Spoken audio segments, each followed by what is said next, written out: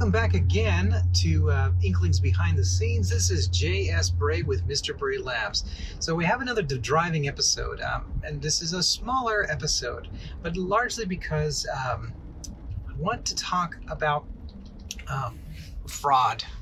Okay, fraud. I'm going to talk about why there are going to be there's always going to be somebody trying to steal your idea.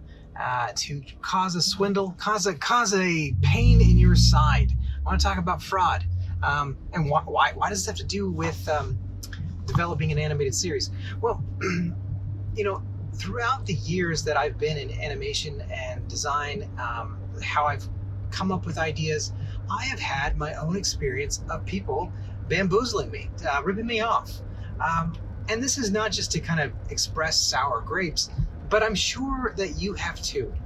Now, there's one idea that you might have that maybe somebody has come up with an idea that's similar, but I've also had ideas that have been flattened out, just stolen from me. And then not really the legal wherewithal to do any sort of recourse. And those were very expensive life lessons. But the reason why I'm talking about fraud is that because there's always going to be people out there that are going to steal.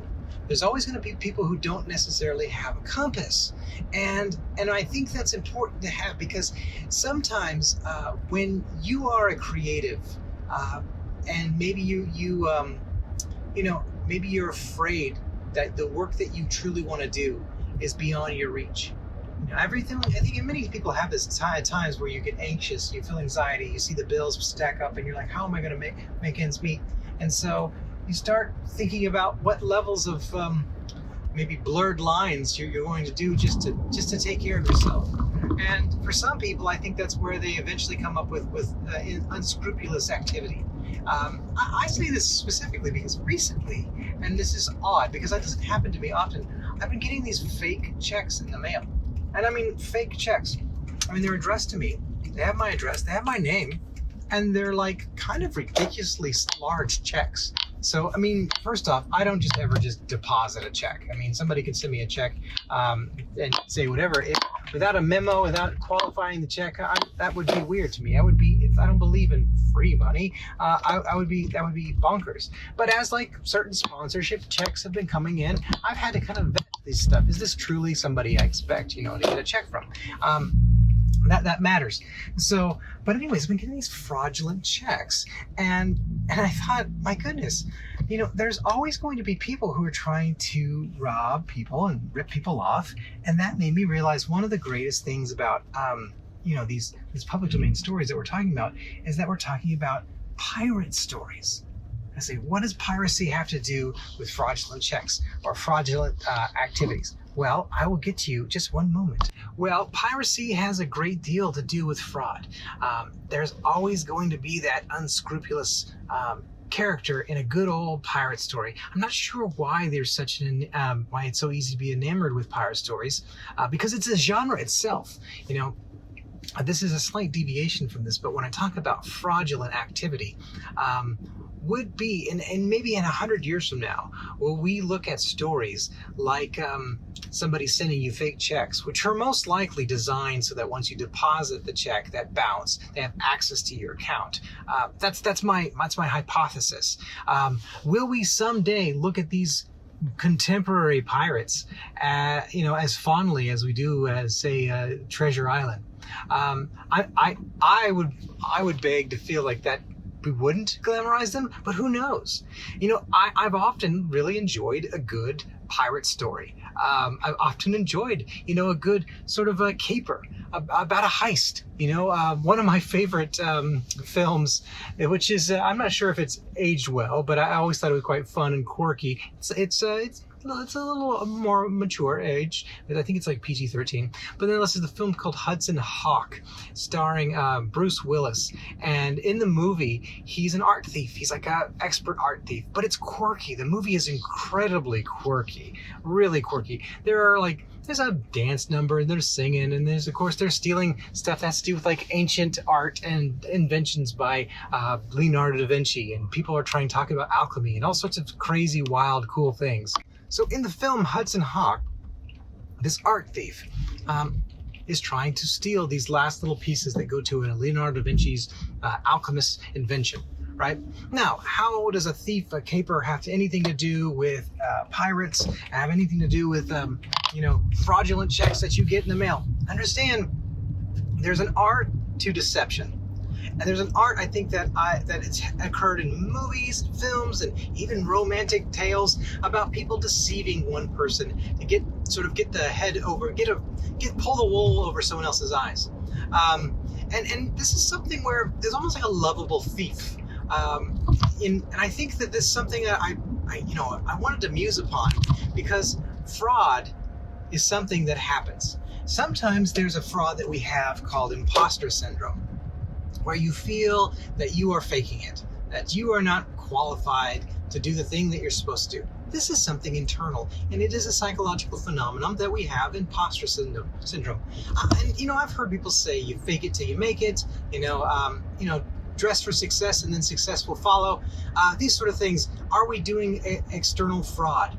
However, I've also heard that there's a really interesting thing about dating. And while I'm pretty far removed from the dating scene as a married man with children, I saw an interesting talk about what is one of the most common attractors to a mate, specifically women for a male mate. And it's that they can signal resources. Not that they have resources, but they can signal. And so in some ways, they can lie about having a lot of well-to-do things. Perhaps showing that they have an education on the horizon, or a plot of land, or some sort of resources that they're maybe not showing in front of them. And that's something where, there's a mystery to it. To when you get into a story, when you get into a character, when you get into a relationship that is alluring.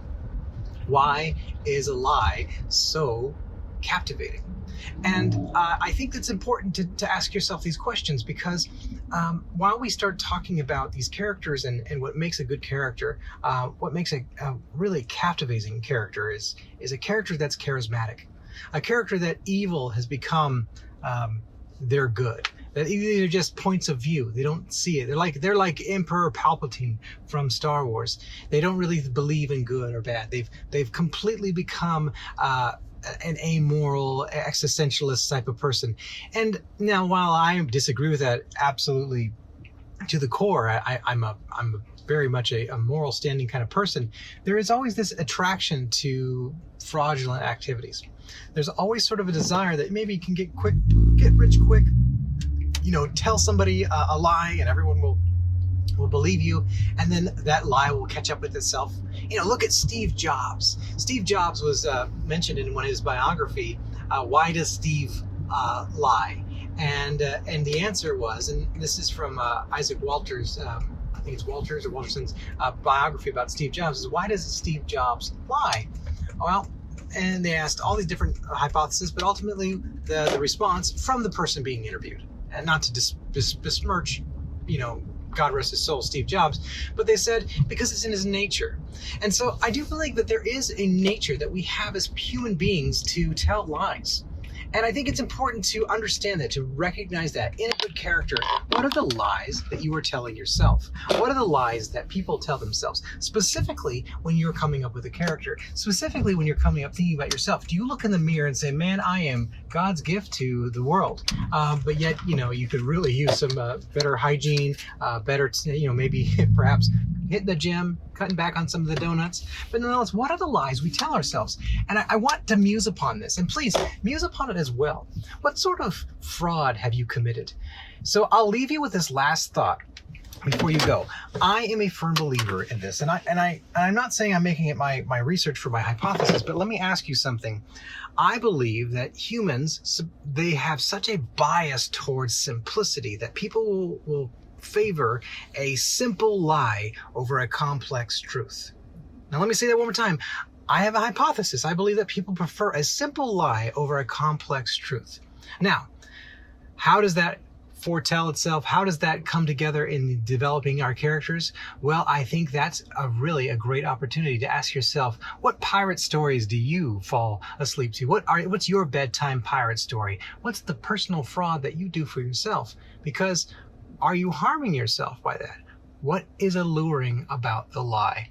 So I thank you so much for listening. I pray that you're doing well and that you all have a blessed day.